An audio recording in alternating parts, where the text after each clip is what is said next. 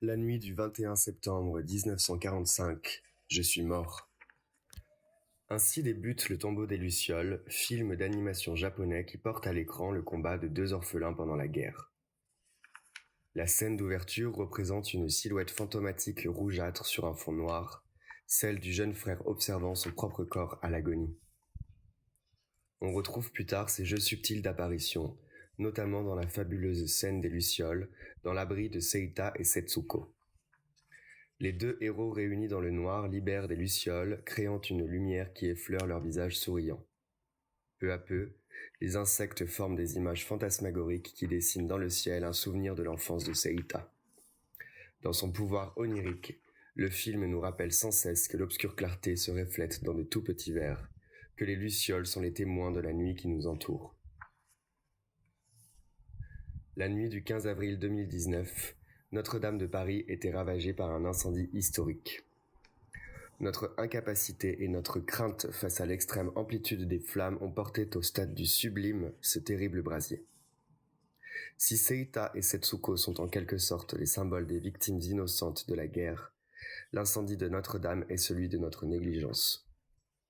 Donnons le temps à la cathédrale de renaître de ses cendres si nous ne voulons pas qu'elle se transforme en Notre-Dame de Vinci. Donnons le temps aux pierres de refroidir afin d'envisager des alternatives à la ruine.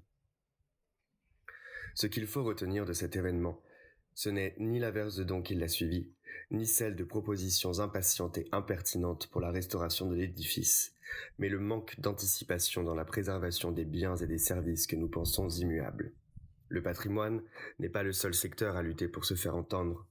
Ceux de l'écologie, l'accueil des réfugiés, l'éducation et la santé, entre autres, le suivent au pas de course. La réponse des pouvoirs en place, une utilisation massive d'oxymores qui procède coup par coup à une déréalisation du réel et une manipulation des esprits. Le danger de l'effondrement écologique global n'est-il pas constamment euphémisé par des formules comme le développement durable, qui s'incrustent dans notre langage courant? Que dire de l'immigration choisie, du délit de solidarité, des frappes chirurgicales, du capitalisme régulé et tant d'autres? L'idée n'est pas nouvelle, mais elle culmine aujourd'hui dans la marche de certains pouvoirs à déconstruire notre logique. La réunion des contraires entraîne souvent un brouillage des pistes. Elle peut corrompre l'opinion publique et ralentir, voire empêcher, l'émergence de solutions radicales. Cette manipulation étouffe une solidarité déjà en état de suffocation. Nous avons eu le désir de lui redonner un souffle. L'oxymore est le lieu d'un envahissement mutuel entre deux champs incompatibles. Dans la rencontre improbable, le discours qu'il renferme contient sa propre négation. Il est capable d'une certaine manière de masquer la réalité du monde. Et si ce numéro s'articule autant autour de sujets politiques, c'est bien la preuve qu'une société se construit et s'organise dans l'opposition.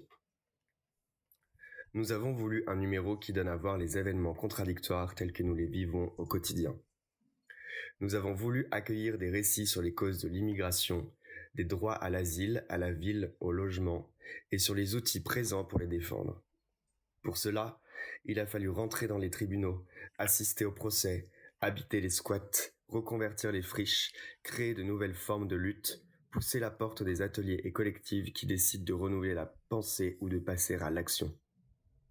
Somme toute, donner la parole aux personnes qui ont choisi d'écarter les mailles d'un filet de gouvernance trop occupé à capturer les masses. Certains ont fait ce pas de côté qui les a libérés de l'aliénation en agissant au service du bien commun. Nous revenons avec des histoires vécues en France, en Italie, en Belgique, en Tunisie, en Chine et au Japon.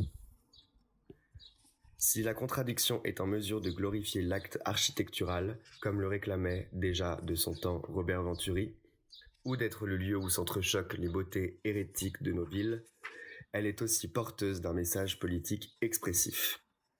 Nous avons voulu un numéro où les lucioles n'ont pas totalement disparu, où elles dessinent encore dans le noir des images de résistance.